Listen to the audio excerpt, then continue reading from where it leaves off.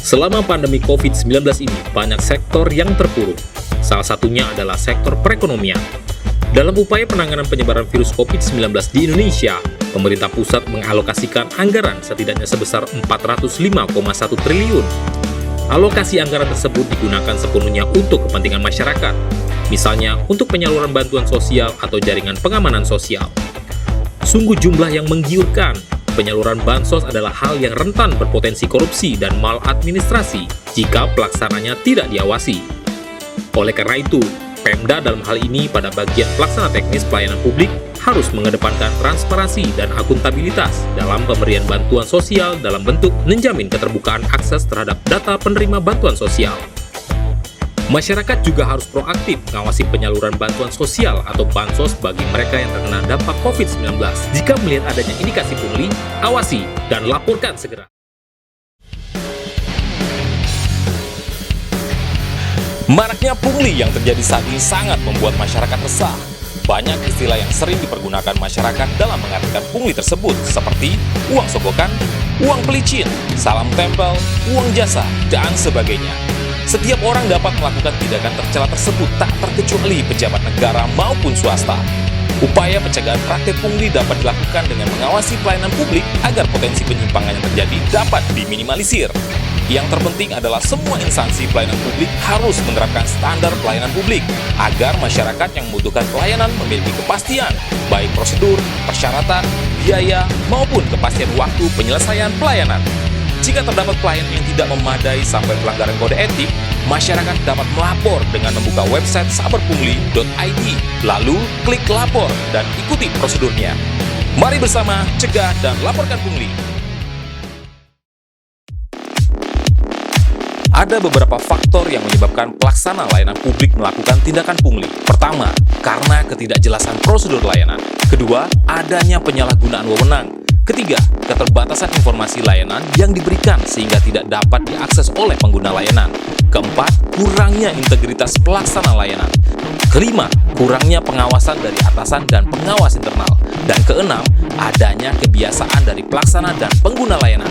Oleh karena faktor itu, pelaksana layanan publik selalu memaklumi pungli. Eits, hati-hati, masyarakat kini sudah cerdas dan saber pungli siap beraksi.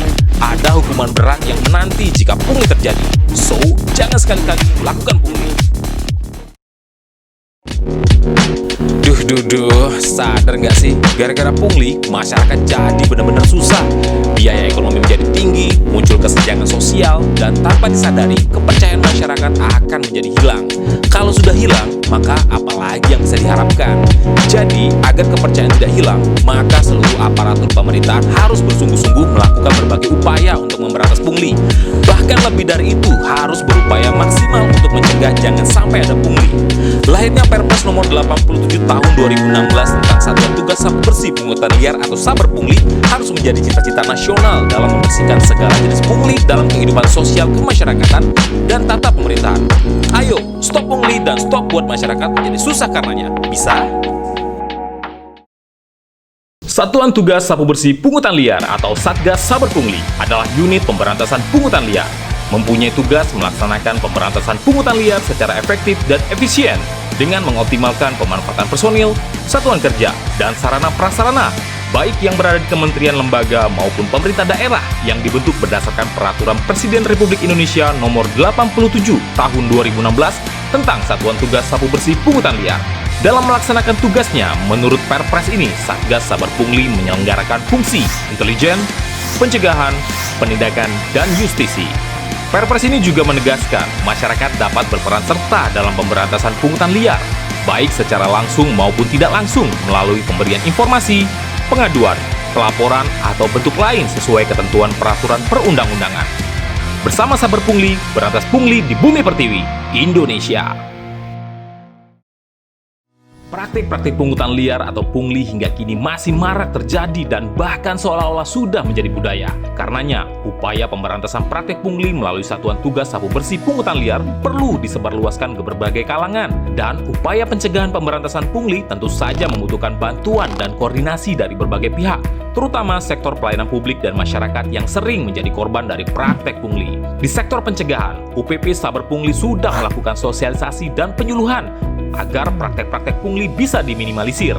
Selain keterlibatan masyarakat, pencegahan pungli juga harus dilakukan dengan penguatan sistem anti pungli, yaitu dengan mulai hijrah kepada layanan-layanan publik online yang meminimalkan pertemuan tatap muka antara petugas dengan masyarakat, atau dengan menempelkan SOP pelayanan publik agar masyarakat bisa mengetahui skema pelayanan dengan benar. Pengembangan sistem tersebut akan menutup celah-celah potensi terjadinya praktek pungli. Mari bersama bergandengan tangan untuk mencegah praktek pungli.